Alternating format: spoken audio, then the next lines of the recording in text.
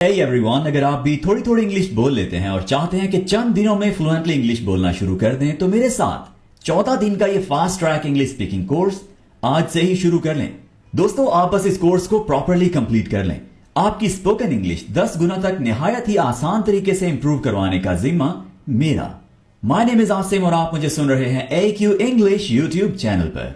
चलिए दोस्तों, without much ado 14 दिन पर मुश्तमिल स्पोकन इंग्लिश कोर्स की क्लास नंबर 1 का आगाज कर लें।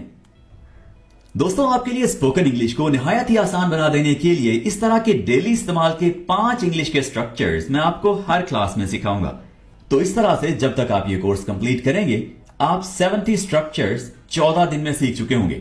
ना सिर्फ ये 70 स्ट्रक्चर्स बल्कि इनके साथ साथ इन स्ट्रक्चर्स के नेगेटिव सेंटेंसेस कैसे बनाने हैं और इंट्रोगेटिव सेंटेंसेस यानी सवालिया फिक्रात कैसे बनाने हैं, ये भी आप साथ साथ सीखेंगे। और दोस्तों, ना सिर्फ ये स्ट्रक्चर्स बल्कि इनके साथ जुड़े काफी सारे और रूल्स और छोटे छोटे स्ट्रक्चर्स भी आपको सिखाए जाएंगे। तो इस तरह से आप इस कोर्स को कंप्लीट करने तक ऑलमोस्ट 300 स्ट्रक्चर्स निहायत ही आसान तरीके से सीख चुके होंगे। तो आप अंदाजा कीजिए कि सिर्फ और सिर्फ 14 डेज में आप अपनी इंग्लिश को किस कदर इंप्रूव कर लेंगे। चलिए दोस्तों, बिला ताखीर हमारे आज के सबक का आगाज कर लेते हैं। तो चलिए दोस्तों, हमारा पहला स्ट्रक्चर सीख लें, जो कि है मैं रहा हूं। यानी जब भी हमें किसी शख्स के बारे में बताना हो कि वो कोई काम कर रहा है, कोई एक्टिविटी कंटिन्यू है, जारी है, कोई काम हो रहा है, और कोई शख्स कोई काम कर रहा है या ज्यादा लोग कोई काम कर रहे हैं, यानी एक्शन परफॉर्म हो रहा है, तो आप प्रेजेंट टेंस में ये बात बताने के लिए, यानी अभी इस वक्त जब हम बात कर रहे हैं उसी वक्त कोई काम कंटिन्यू है, जारी है, तो इस बात को इंग्लिश में बताने के लिए हम ये स्ट्रक्चर यूज करेंगे। इसमें आई एम, अगर हमें अपने बारे में बताना है तो आई एम, और उसके बाद वर्ब की ING वाली फॉर्म लगा लेंगे। दोस्तों, कुछ सेंटेंसेस देख लेते हैं जिससे स्ट्रक्चर को सीखने में मजीद आसानी हो जाएगी। मैं रो रहा हूं, आई एम, और उसके बाद मैंने आपको बताया था कि वर्ब की हम ING वाली फॉर्म लगाएंगे। ठीक है, तो क्राई, क्राई की ING वाली फॉर्म क्या बन गई?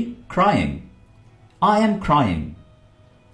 मैं तेज दौड़ रहा हूं, आई एम, जिसको हम शॉर्ट करके आई एम भी बोल सकते हैं, आई एम रनिंग, और तेज फास्ट। कभी भी आपने फास्टली नहीं कहना, ठीक है? आई एम रनिंग फास्ट, मैं तेज दौड़ रहा हूं। मैं बर्गर खा रहा हूं, I am eating burger, I am eating burger. मैं वीडियो देख रहा हूं, I am watching video, I am watching video. मैं नमाज पढ़ रहा हूं, I am offering prayer, I am offering prayer. अब देखिए दोस्तों, ये बातें आपने सिर्फ अपने लिए कही हैं। अगर हमें किसी और के लिए इस तरह की बातें करनी हो कि कोई शख्स कोई काम कर रहा है या लोग काम कर रहे हैं, तो हम यहां से ये बात कहना सीख लेते हैं। देखिए, आई के लिए तो हमने कहा एम, आई एम डूइंग, ठीक है? और उसके बाद अगर हमें किसी एक शख्स के बारे में, किसी एक चीज के बारे में बताना है कि कोई चीज, कोई मशीन, कोई शख्स कोई काम कर रहा है, तो वो तमाम के तमाम जितने भी सिंगुलर्स हैं दुनिया में, वाहिद हैं, उनके लिए हम इज यूज करेंगे। लेकिन आई और यू के साथ हम इज हरगिज यूज नहीं करेंगे। देखिए, आई भी है तो वाहिद ही और यू भी वाहिद है, यानी सिंगुलर है, लेकिन इनके साथ हम कभी भी इज का यूज नहीं करेंगे, याद रख लें। ठीक है, ओके। यहां पर कुछ सेंटेंसेस इसके मुताबिक यानी इज के मुताबिक बनाते हैं। He is crying, she is running fast. Okay, Asim is eating burger, Asim is eating burger. तो वाहिद के हमने सेंटेंसेस यहां पर बनाए, ठीक है? एंड यहां पर हम कह सकते हैं डॉग इज बार्किंग, ठीक है? Dog is barking. तो दोस्तों, सिंगुलर्स जितने भी हैं उनके लिए हमने क्या लगाना है? इज।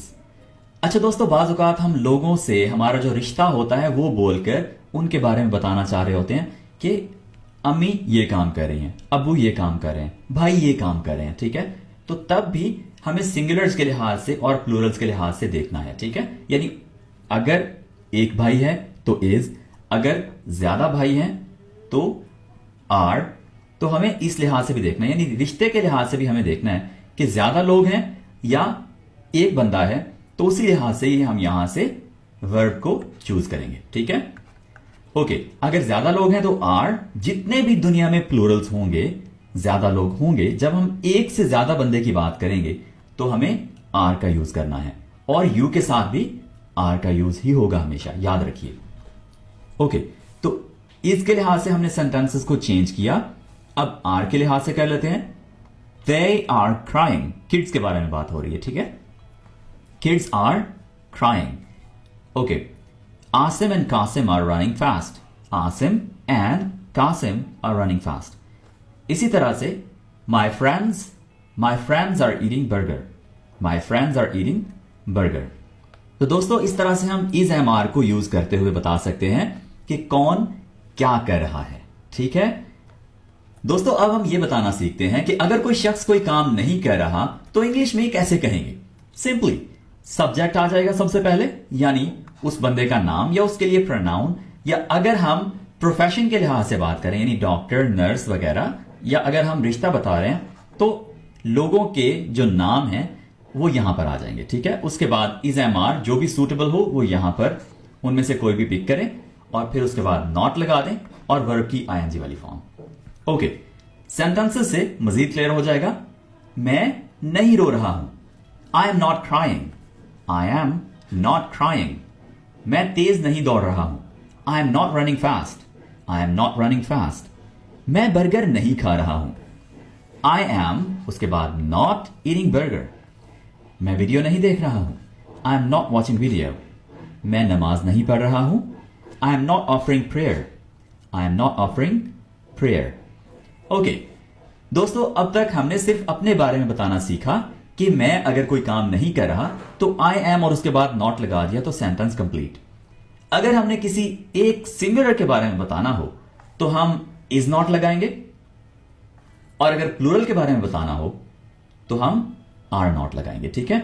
लेकिन इसके साथ साथ यह बात सीखना भी जरूरी है कि इज नॉट होगा तो इसको शॉर्ट करके अपनी स्पीकिंग को बेहतर बनाने के लिए हम इजंट कह देंगे, और आर नॉट को आरंट, तो ये कॉन्ट्रैक्शंस बन गए, ठीक है। Okay, isn't and aren't. जरा इस सेंटेंस को हम चेंज करने की कोशिश करते हैं कि वो नहीं रो रहा है। ही, वो, ठीक है। उसके बाद इज नॉट, जिसको हम शॉर्ट करके इजंट कह लेंगे। ही इजंट क्राइंग, ठीक है, वो नहीं रो रहा है। Asim isn't running fast, Asim isn't running fast. अच्छा, दोस्तों के बारे में बात कर लेते हैं। My friends aren't eating burger, my friends aren't eating burger. तो दोस्तों, इस तरह से आप निहायत ही आसान तरीके से अगर कोई बंदा कोई काम नहीं कर रहा तो इसको इंग्लिश में बता सकते हैं। ओके, आगे बढ़ते हैं और सीखते हैं कि हमने अगर किसी से सवाल पूछना हो कि क्या कोई बंदा ये काम कर रहा है तो ये इंग्लिश में कैसे पूछेंगे। सिंपली सबसे पहले उस शख्स के लिहाज से इज एम आर में से कोई सा भी वर्ब पिक कर लेंगे। सिंगुलर है तो इज, आई के लिए एम, और प्लूरल है या यू है तो आर, और फिर सब्जेक्ट, और फिर उसके बाद वर्ब की आईएनजी वाली फॉर्म। देखिए दोस्तों, सिंगुलर्स के साथ हमेशा इज ही लगेगा। इस बात को आप एस से भी याद रख सकते हैं, यानी उल्टा सिंगुलर, इस तरह से भी आप याद रख सकते हैं, ठीक है। अब जरा कुछ सेंटेंसेस देखते हैं जिनसे हम अपने बारे में सवाल पूछना सीख सकते हैं कि क्या मैं ये कर रहा हूं, या मैं ये क्यों कर रहा हूं। ओके, क्या मैं रो रहा हूं, एम आई क्राइंग, एम आई क्राइंग। क्या मैं तेज दौड़ रहा हूं, एम आई रनिंग फास्ट, एम आई रनिंग फास्ट। क्या मैं बर्गर खा रहा हूं, एम आई ईटिंग बर्गर, एम आई ईटिंग बर्गर। जी, तो आपने अपने बारे में सवाल पूछना सीख लिया। अब हम किसी एक शख्स के बारे में सवाल पूछना सीखते हैं जो कि सिंगुलर है यानी वाहिद है। तो उसके लिए हम क्या यूज करते हैं, याद है आपको, इज। जी, तो अगर हम यहां पर इज लगाएंगे तो हमें आगे सब्जेक्ट भी देखना होगा कि सिंगुलर हो, एक शख्स हो। वो एक सिस्टर भी हो सकती है, वो एक भाई हो सकता है, वो एक डॉक्टर हो सकता है, वो एक नर्स हो सकती है, या वो कोई भी हो सकता है, ठीक है। एक शख्स होना चाहिए, याद रखें। सिंगुलर होगा तभी एस लगेगा, आई एंड यू के अलावा, यह भी याद रखिएगा, आई के साथ तो हम एम लगाते हैं ना। Okay, so is she crying, is she crying. फिर हम एक और सेंटेंस बनाते हैं, is Asim running fast, is Asim running fast, is Asim running fast. Okay, तो हमने दो सेंटेंसेस बनाए जहां पर हमने इज को यूज करते हुए सिंगुलर सब्जेक्ट्स यानी वाहिद लोगों के बारे में बात की कि वो क्या कर रहे हैं, ऐसा क्या वो कोई काम कर रहे हैं। ओके, अब हम देखते हैं आर को हम कैसे यूज करेंगे, यानी जो प्लूरल लोग हैं, ज्यादा लोग हैं, उनके बारे में हम सवाल कैसे कर सकते हैं, या किसी एक शख्स के लिए, यू के लिए हम सवाल कैसे कर सकते हैं। आर यू ईटिंग बर्गर, सबसे पहले क्या लगेगा, आर, और उसके बाद सब्जेक्ट क्या आएगा, यानी बंदा, उसके लिए प्रोनाउन हम यूज कर रहे हैं, तो are you eating burger. Okay, are they watching movie, ज्यादा लोग हो गए तो आर दे वॉचिंग मूवी, ठीक है, आर दे वॉचिंग मूवी।